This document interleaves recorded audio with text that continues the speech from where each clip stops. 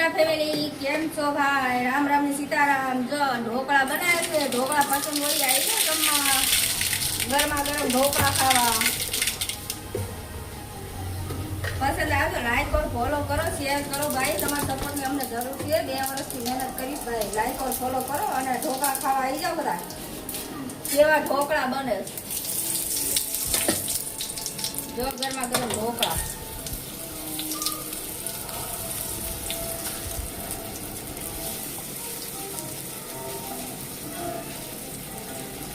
આવી જાઓ બધા યુટ્યુબના ફેમિલી ઢોકળા ખાવા. જો